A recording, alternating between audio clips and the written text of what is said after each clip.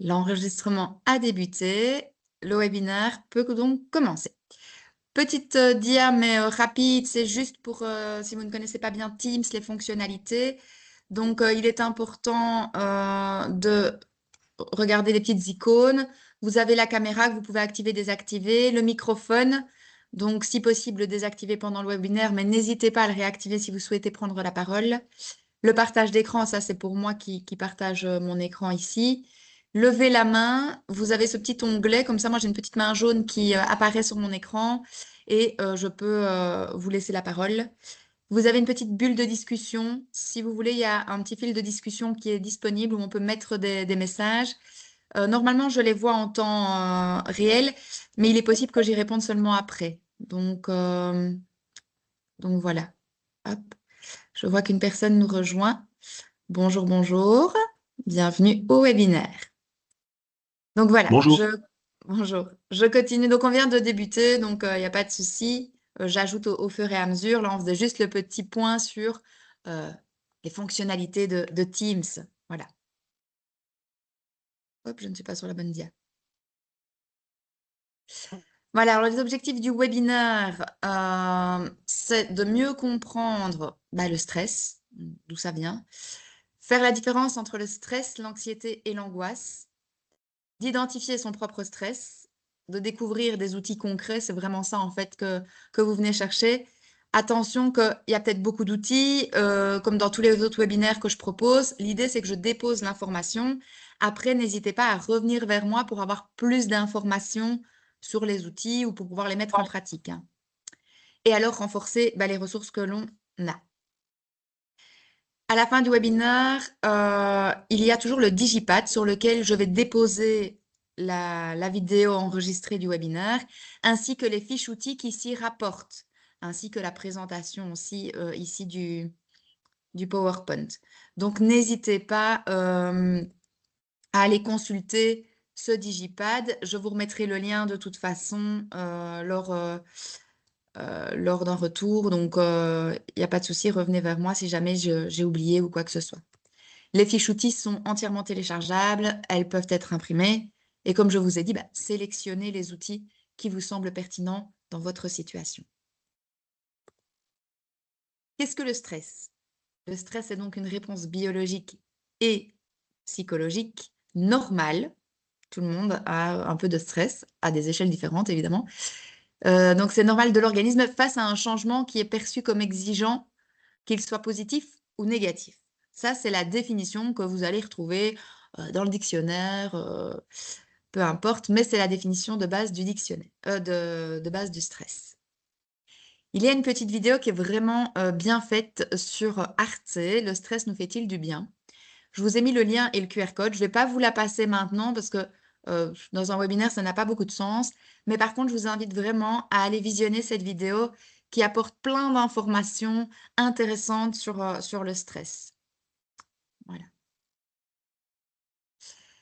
Il me semblait important aussi de parler des différentes hormones du stress. On va avoir l'adrénaline qui va déclencher une réponse immédiate, la noradrénaline qui augmente la vigilance et le cortisol qui va réguler la réponse au stress à moyen terme, l'énergie, l'immunité. Le mécanisme du stress, comment l'organisme réagit-il? Lorsqu'un facteur de stress, donc que ce soit un bruit, une surcharge de travail, un conflit, est perçu, l'hypothalamus dans le cerveau active l'axe hypothalamo-hypophyso-surrénalien. C'est pas le mot que je dis tous les jours. Ça déclenche une cascade hormonale, adrénaline, cortisol, via les glandes surrénales. Et ça provoque ainsi une série de réactions physiologiques. Et donc, on va retrouver une accélération du rythme cardiaque. Vous l'avez peut-être perçu sur vous, une hausse de la pression artérielle, une dilatation des pupilles, une libération de glucose pour fournir de l'énergie. Le cortex préfrontal, quant à lui, intervient dans l'évaluation cognitive et émotionnelle de la situation. Donc voilà, ça c'est vraiment la théorie, je vais dire, sur le stress, ce qu'il faut savoir, qu'est-ce qui intervient. Voilà, c'est une réponse biologique, c'est naturel. On ne sait pas l'effacer complètement. Voilà, malheureusement. Après, on va voir qu'il y a quand même du bon stress aussi. On peut voir aussi donc quelques effets, du stress sur le corps et bah, voilà, le cerveau lui va, perçoit une menace réelle ou imaginaire. Le rythme cardiaque qui augmente, c'est ce qu'on vient de dire. Les poumons qui se remplissent d'air pour envoyer plus d'oxygène. D'ailleurs, on va voir qu'il y a des petits exercices pour justement réguler ça. Les artères, de l'estomac qui se contractent pour envoyer plus de sang dans les muscles. Parfois aussi, quand ça se contracte, ça peut faire mal, ça peut faire des douleurs. Les muscles des extrémités se contractent pour préparer le corps à lutter ou à fuir. Quand c'est vraiment un stress intense, on a des réactions très spontanées.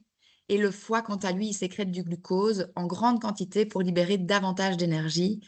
Donc voilà, parce qu'on a besoin d'énergie dans de telles situations. Alors, j'ai 2 fiches qui sont intéressantes aussi à vous communiquer si vous les souhaitez, elles seront téléchargeables. Je trouve que c'est important. Pourquoi? Parce que les symptômes du stress, ils vont dépendre de chacun.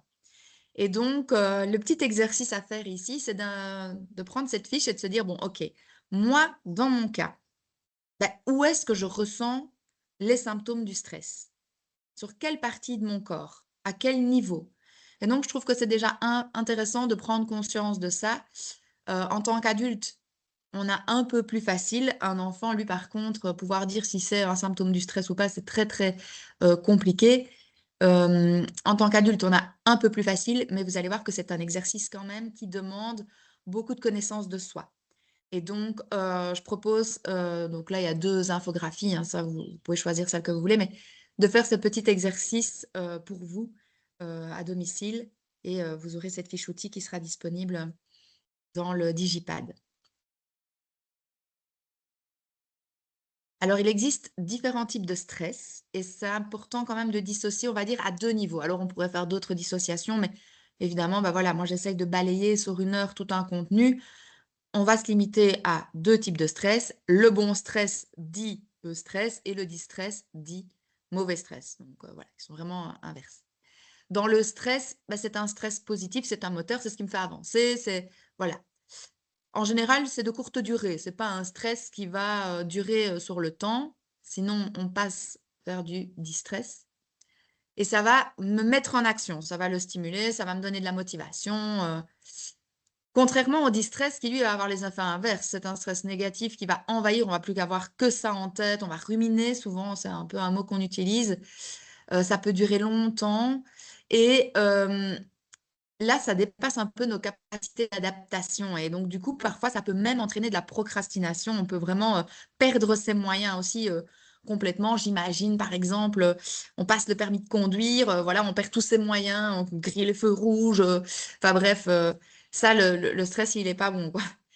Pareil en examen, quand on est en formation, perdre tous ses moyens, se retrouver face à une feuille et puis se dire: «Je sais rien, je sais plus rien», alors qu'en fait, le contenu, on l'a maîtrisé, on l'a étudié. C'est juste que c'est le stress qui nous envahit et qu'on n'arrive pas à gérer. Donc l'idée, c'est de vous donner des petits trucs et astuces pour gérer ce stress. Les effets, bah, de le stress, j'en ai brièvement parlé, c'est, l'amélioration des performances puisque c'est un stress qui est un moteur, ça va nous booster, ça va nous donner de l'énergie, on va rester concentré, on va avoir un peu comme un sentiment de défi.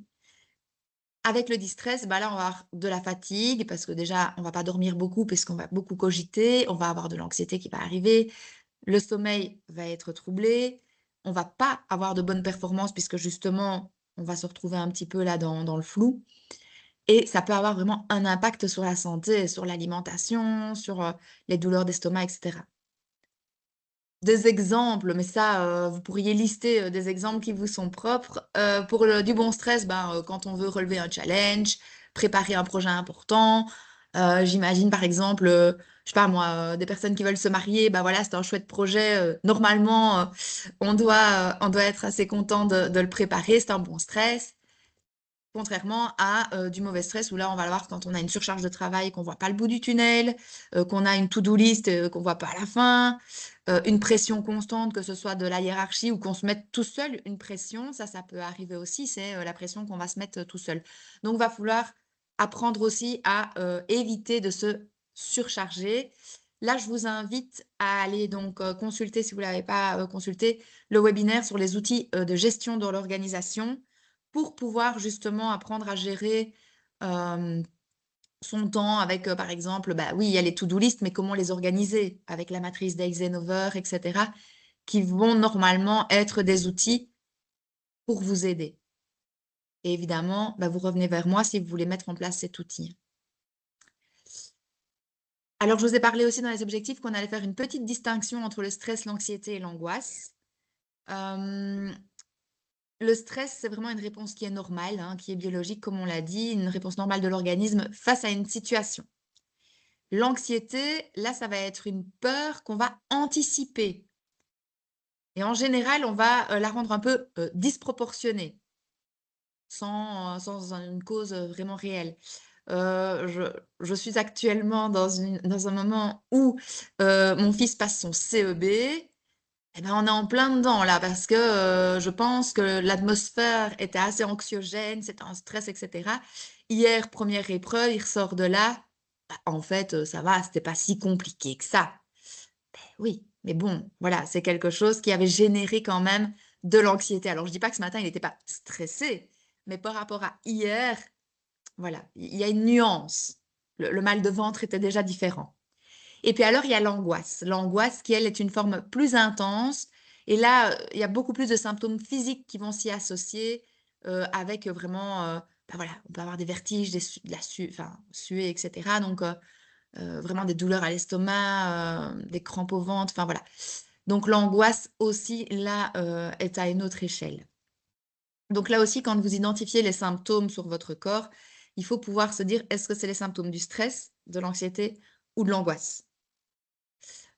Donc voilà, c'est un petit exercice à faire, mais une fois qu'on a un peu tout ça, ça permet un peu parfois de prendre du recul. Et c'est vraiment ça qui peut nous aider à agir sur quelque chose, et ça, on le verra après. Alors, si je reviens sur la partie stress, on peut percevoir 3 phases.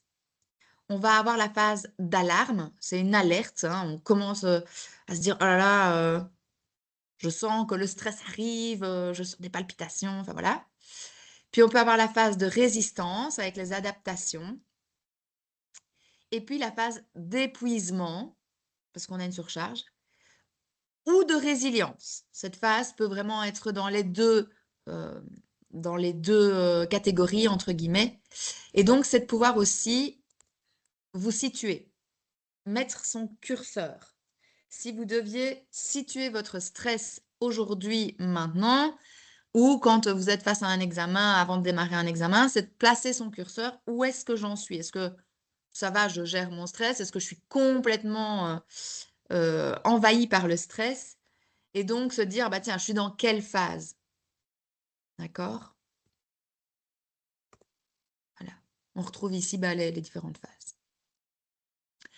Toute cette partie-ci est assez théorique.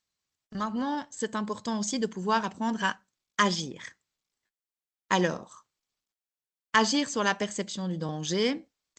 Si par exemple je rencontre un ours en forêt, techniquement ici ça devrait encore aller, mais voilà, quelle réaction est-ce que j'ai? Est-ce que je peux éviter ou modifier la situation et comment? Eh bien, si c'est quelque chose qui me stresse, je peux ne pas aller dans cette zone. Si je sais qu'il y a des ours, je vais éviter, je vais m'éloigner, je vais essayer de me mettre en sécurité. Donc là, je vais agir sur la situation. Ah, pardon. Ensuite, on a agir sur l'attention, voir l'ours. Donc, apprendre à repérer les dangers, regarder autour de soi, être attentif aux signaux. On développe un peu les sens. Si je vais en forêt, bah, je vais bien regarder autour de moi, je vais être attentif aussi au niveau auditif.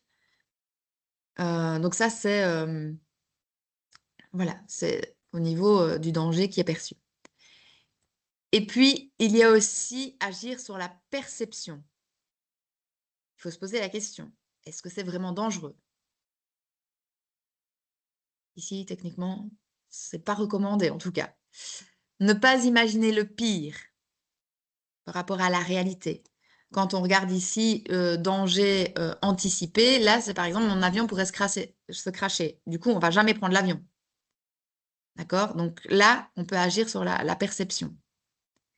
Et puis, on peut agir aussi sur la réaction. Choisir une bonne réponse, c'est-à-dire, est-ce que je reste calme? C'est réfléchir avant d'agir, plutôt que de réagir de manière automatique ou impulsivement. Maintenant, je peux aussi courir. Je peux prendre la fuite face à l'ours. Attention que si je prends la fuite, est-ce qu'il ne va pas courir plus vite que moi? Donc voilà. Alors évidemment, ici, on prend un exemple bateau. Maintenant, il faut se positionner par rapport à votre source de stress. D'accord? Donc ici, voilà, c'était vraiment les 4 façons d'agir sur la situation, sur l'attention, sur la perception et agir sur la réaction. Agir sur le stimulus, donc modifier la situation elle-même, parfois c'est le plus facile, c'est d'agir directement sur le problème. Alors, comment est-ce que je peux directement agir sur le problème? Je peux apprendre à mieux m'organiser, à mieux planifier. Si mon problème ici, dans le cadre d'une formation, c'est les examens qui arrivent, j'ai un blocus, je dois faire des synthèses, ou je dois rendre un travail, je dois faire une épreuve, oui, de fin d'année, je peux la planifier. Et donc là, du coup, comme je vous ai dit, je vous invite sur le webinaire sur les outils d'organisation. Je peux également découper une grande tâche en plusieurs petites tâches. Un chuck down, on appelle ça un chuck down. Je suis pas très bonne en anglais. Et donc, du coup, ça peut paraître moins colossal. Souvent, on dit, ouais, mais c'est une montagne à franchir. Mais si je découpe en petites tâches, je vais pouvoir gravir progressivement. Ensuite, c'est de pouvoir anticiper, préparer les scénarios. Bon, si je rate cet examen-là, quelle est la suite? Je pourrais le repasser au mois d'août ou quoi que ce soit. C'est de se dire quelles sont les possibilités par la suite. Ça permet de relativiser et de se dire, oui, ok, c'est pas grave, hein, je peux le repasser, j'ai une suite, ok.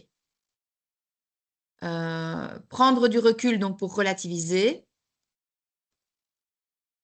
Aménager son environnement, c'est-à-dire diminuer les bruits. Je prends mon cas personnel, mais voilà, donc moi j'avais repris une formation aussi cette année-ci. J'ai mon mémoire à faire, etc. Travailler avec les enfants dans la même pièce, j'ai essayé, hein. Ils sont quand même plus grands, ils ont 12 et 10 ans. C'est compliqué. Disons que ça va un certain temps, mais pas trop longtemps. Donc, l'idéal quand même pour moi, c'était de prendre des moments où ils sont pas là pour pouvoir m'axer sur ce travail. C'est aussi choisir des pièces adaptées, adéquates.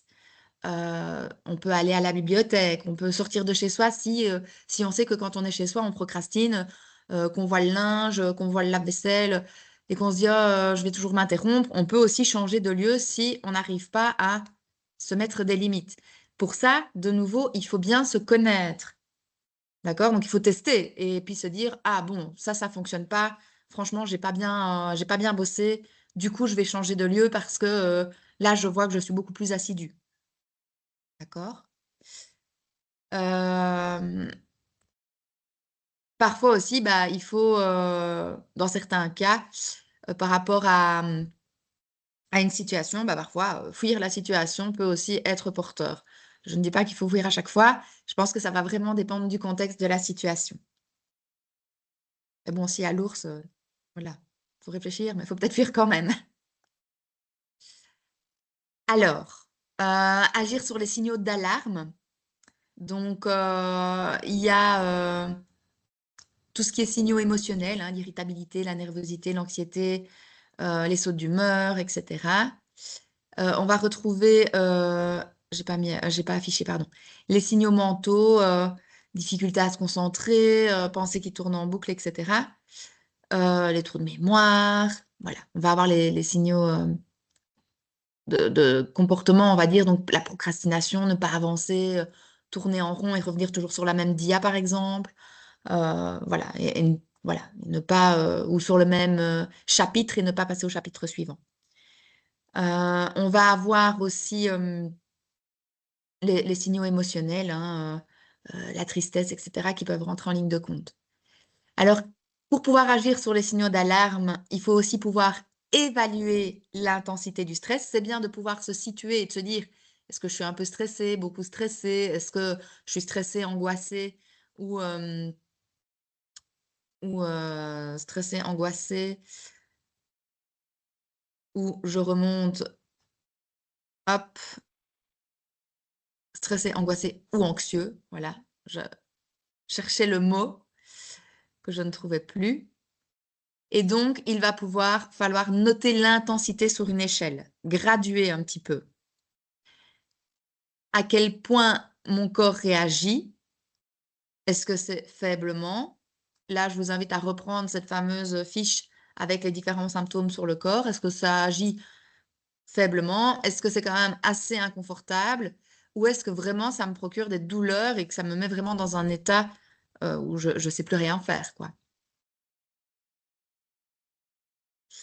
Et pourquoi est-ce que c'est important? Bah, d'où l'importance de bien se connaître, d'agir le plus tôt possible. Si je sais que je suis une grande anxieuse, eh bien, vraiment ne peut-être pas attendre la dernière minute parce que ça va me plonger dans cet état d'anxiété et éviter que le stress ne s'installe durablement.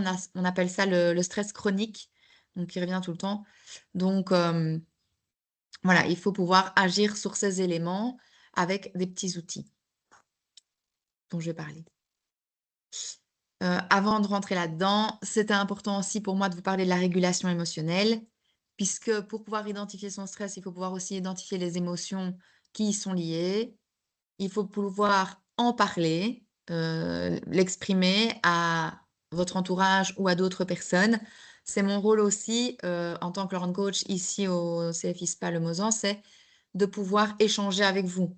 Si, vous êtes vraiment trop stressé la veille d'un examen ou quoi que ce soit, bah, il ne faut pas hésiter à revenir vers moi. Alors malheureusement, je ne suis pas, Mary Poppins, mais voilà, on peut échanger, je peux essayer de relativiser avec vous, on peut voir quels seraient les outils. Bon, si c'est la veille, ça va devenir un peu compliqué pour tout ce qui est organisationnel, mais si c'est un peu plus tôt, que vous voyez que la session arrive, que bah, voilà, on peut essayer ensemble de prioriser, vos tâches, voilà. Donc faut vraiment pas hésiter.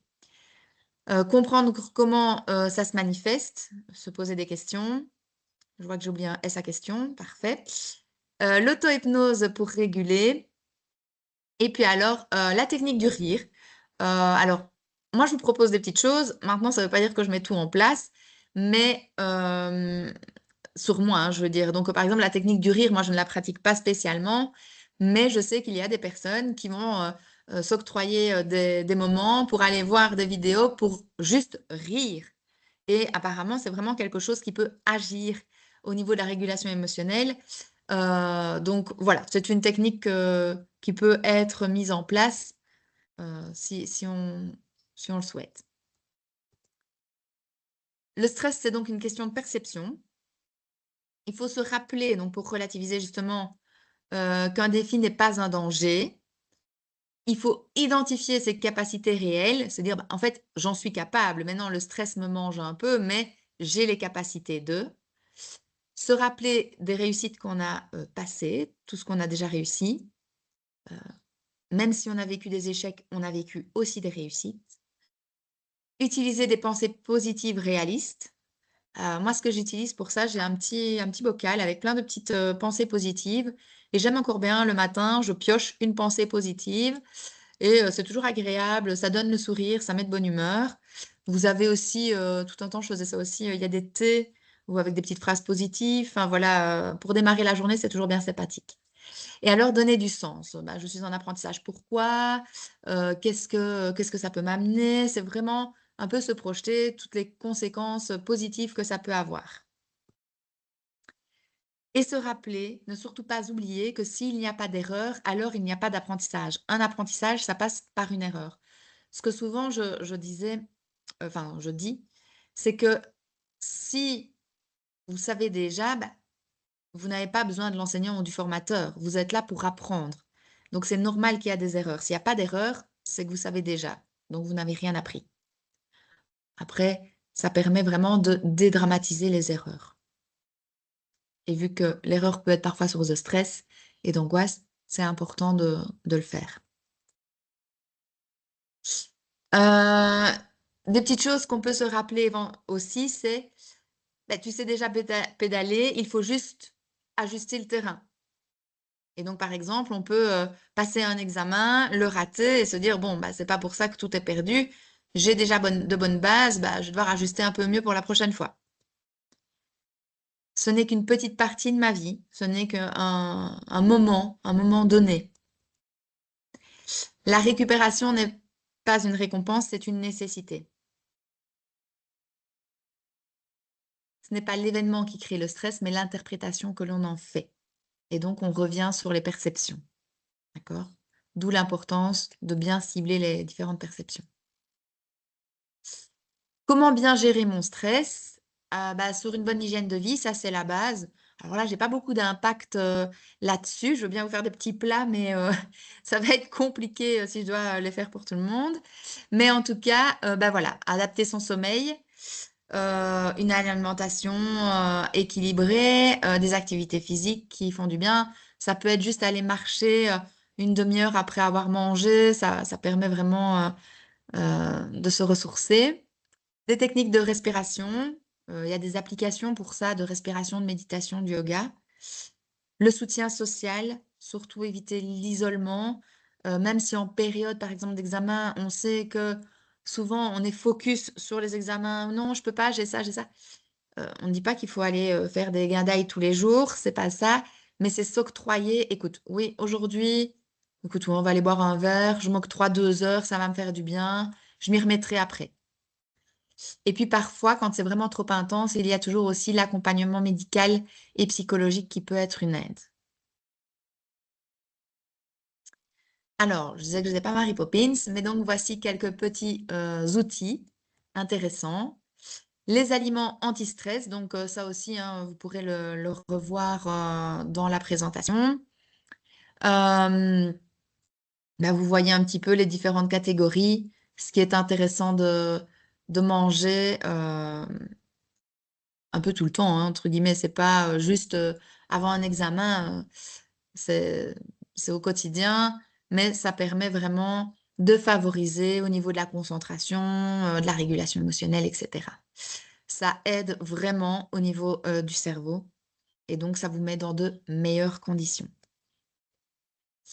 Au niveau du sommeil, il y a quand même quelques éléments, à retenir. Les 2 DIA sont plus ou moins équivalentes, mais, si possible après 16 heures, évitons le café, enfin tout ce qui est à base de caféine. Même la théine, c'est pas trop bon puisque ça va justement, essayer de vous tenir éveillé, alors que, bah, normalement, vous devez pouvoir à un moment donné vous reposer et la nuit, bah, dormir. Évitez les écrans avant d'aller dormir parce que ça va vraiment, stimuler et activer votre cerveau et donc du coup, ça risque de ramener des ruminations. Un repas léger, quand on a trop mangé, parfois on a mal au ventre, on n'est pas bien et donc après, bah, on a plus envie de dormir, on a de la somnolence et donc on ne bosse pas spécialement bien. Hem, Essayer de fixer des heures de coucher et de lever, plus ou moins stables, régulières, ne pas être en décalé. Avoir un environnement, propice, c'est-à-dire que, les conditions physiologiques doivent être réunies. S'il fait, alors évidemment là, je suis un peu mal placée pour le dire pour le moment vu les températures, mais acheter un bon ventilateur. Voilà, là, c'est vraiment, une petite clim, un petit ventilateur, mais enfin voilà, mettez toutes les chances, de votre côté et quand il fait froid, bah, travailler dans le froid, c'est pas agréable non plus. Si vous travaillez, à 13 degrés comme dans les grottes, vous allez pas être très productif. Il faut quand même un minimum. Donc voilà, ça c'est vraiment important que le sommeil soit réparateur et donc de mettre toute cette condition-là, en avant, hem, si possible. Alors, des petits exercices que vous pouvez, faire aussi pour, gérer votre stress. Donc concrètement, vous avez des exercices de cohérence cardiaque. Donc ça, c'est vraiment des exercices de respiration, qui peuvent faire du bien. Moi, je pratique souvent la main de la respiration. C'est facile, elle est tout le temps sur moi. Donc du coup, je prends la main, j'inspire, j'expire, j'inspire, j'expire et donc comme ça, bah, voilà. Après, à force, on n'utilise même plus la main, on le fait de manière, consciente, mais je trouve que c'est toujours intéressant parfois de se dire: «Ah oui, allez, on va faire une petite, séance de cohérence cardiaque». Ça prend même pas 5 minutes, mais ça permet vraiment d'oxygéner le cerveau, etc. Ça permet vraiment de faire du bien. Si vous avez un peu plus de temps, vous pouvez faire du yoga, du pilates. Ça permet vraiment aussi de relaxer parce que dans le yoga et le pilates, bah, vous avez de la respiration et la respiration profonde. Donc voilà, fondamentalement, ça rejoint la cohérence cardiaque. Il y a aussi le bâillement volontaire qui peut faire du bien à pratiquer, à tester. Vous avez l'ancrage par les 5 sens, ramener l'attention dans le moment présent en mobilisant les 5 sens. Donc ça, c'est aussi un exercice qu'on peut pratiquer. Et puis alors, un autre exercice, c'est bah, la thérapie du rire, j'en ai parlé tantôt. Euh, voilà, apparemment, s'accorder un quart d'heure rien que de rire, donc du rire forcé, se forcer à rire, peut avoir des effets bénéfiques. Alors, c'est pas moi qui le dis, hein, et c'est scientifique. Maintenant, faut vouloir le tester aussi pour y arriver. Au niveau de la médication, sans ordonnance, il faut quand même toujours discuter avec un professionnel de santé. ChatGPT n'est pas un professionnel de santé, même si parfois il donne de bonnes informations, mais je conseille quand même toujours d'en parler avec votre médecin traitant. Il vous connaît en plus, donc il va savoir quels sont les effets secondaires, etc., qui pourraient être actifs chez vous. Donc, enfin voilà, il saura vous conseiller encore mieux. Tout ce qui est à base de plantes, euh, tout ce qui est magnésium, fleur de bac. Bah là aussi, le dosage, la posologie, donc là, il faut faire attention aussi. Faut pas non plus aller dans l'effet inverse avec la somnolence, etc. Et puis, bah, tout ce qui est bah, voilà, homéopathique. Il n'y a pas vraiment d'efficacité qui est démontrée scientifiquement. Parfois, on parle d'effet placebo, mais ça peut aussi agir au niveau de la détente musculaire ou autre. Donc, ça peut pas nécessairement faire de mal si on respecte bien les dosages recommandés. Vous allez pouvoir aussi, au niveau du stress, utiliser des gadgets anti-stress. Plus le geste est régulier quand on a ces objets dans les mains, plus le système nerveux va s'apaiser. Et donc, voilà, c'est des petits objets qu'on peut acheter ou qu'on peut fabriquer soi-même. J'ai trouvé quelques petites fiches pour fabriquer des anti-stress. Donc, voilà, ça, je pourrais aussi les communiquer. Euh, voilà des outils qui peuvent aider. Moi, j'ai aussi, par exemple, avec moi au bureau, toujours des petits coussins de riz. C'est aussi pas qu'un outil de gestion de stress, c'est aussi un outil pour canaliser parfois l'énergie. Quand je sens bon, le stress, ça me défie, ça me rend très nerveuse. C'est du bon stress, d'accord, mais il faut que je puisse canaliser cette énergie. Donc, bah, voilà, je prends mon petit coussin et je le manipule. Ce qui est moins pénible que mon bic quand je fais clic, clic, clic, clic, clic, clic. Donc voilà, on essaye de trouver des objets qui peuvent convenir aussi sans être des distracteurs non plus. Parce que si on a des distracteurs, ben, ça peut être perturbant pour les autres. Et puis à un moment donné, on peut se distraire nous-mêmes aussi. Voilà un petit peu des outils qui peuvent aider au niveau de la gestion du stress. Il n'y a pas d'outils miraculeux, c'est un ensemble et il va falloir vraiment sélectionner ceux qui vous parlent le plus. D'accord? Il n'y a pas de secret, il n'y a pas de miracle, c'est la bonne organisation, c'est la bonne respiration, la bonne hygiène de vie qui va permettre de réduire le stress, ou en tout cas de ne pas passer à des phases plus conséquentes du stress. La conclusion, c'est que le stress n'est pas nécessairement un ennemi qu'il faut éliminer, mais que c'est un signal qu'il faut, enfin une alerte qu'il faut prendre en considération et qu'il faut apprivoiser ce stress.